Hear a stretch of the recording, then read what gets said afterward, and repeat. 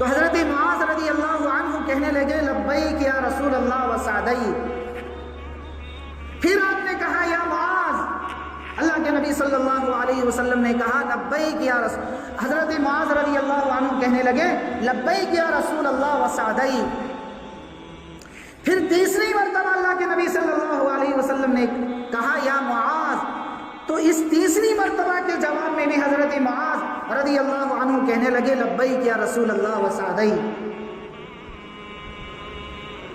یعنی یا رسول اللہ میں حاضر ہوں، آپ فرمائیے، آپ حکم دیجئے، آپ کے حکم کو بجا لانا، آپ کی بات کو ماننا، یہ میرے دنیا اور آخرت کی سعادت کی بات ہے، یہ میرے دنیا اور آخرت کی کامیابی کی بات ہے. یا رسول اللہ آپ ارشاد فرمائیے، میں اس پر عمل کرنے کے لیے تیار ہوں.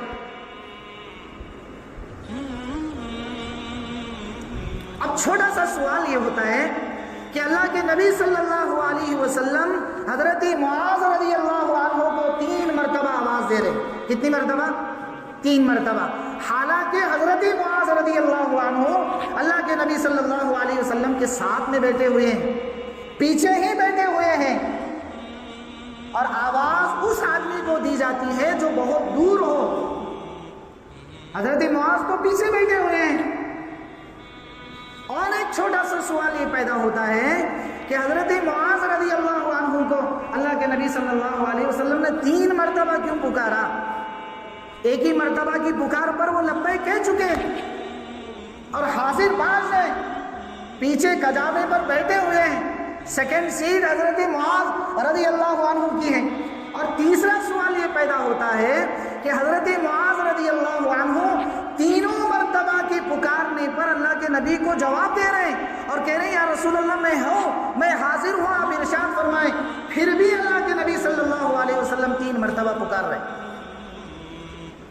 محدثین اکرام کہتے ہیں اصل بات یہ تھی کہ اللہ کے نبی صلی اللہ علیہ وسلم آگے جس مضمون کو کہنا چاہ رہے تھے، جس مسئلے کو اللہ کے نبی صلی اللہ علیہ وسلم حضرت معاذ رضی اللہ عنہ کے سامنے رکھنا چاہ رہے تھے اور ان کے ذریعے سے پوری امت مسلمہ کو ایک میسج اور پیغام دے رہے تھے، وہ میسج، وہ پیغام اور وہ مسئلہ بہت اہم مسئلہ تھا.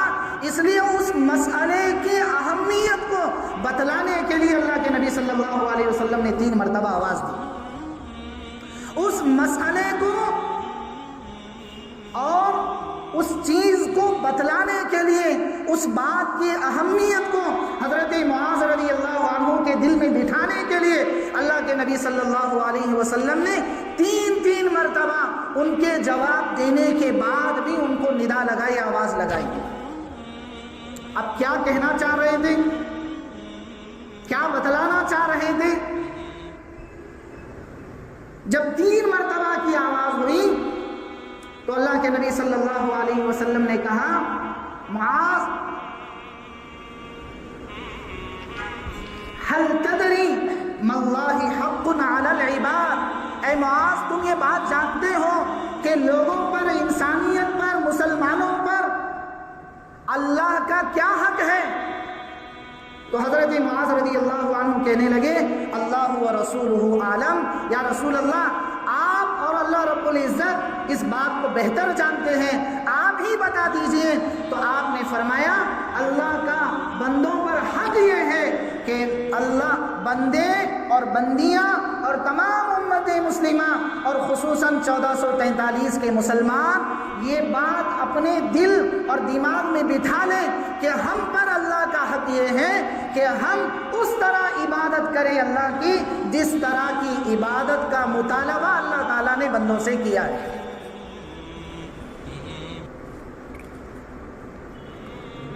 ہم اس طرح اللہ سے ڈر کر زندگی گزاریں جس طرح کا ڈرنا اللہ کو پسند ہے، جس طرح کی عبادت، جس طرح کی زندگی، جس طرح کا معاشرہ اور جس طرح کی سوسائٹی اللہ کے نبی صلی اللہ علیہ وسلم کو پسند ہے، اس طرح کی زندگی ہم گزارنے والے بنے تو یہ اللہ کا ہم حق ادا کرنے والے بنے.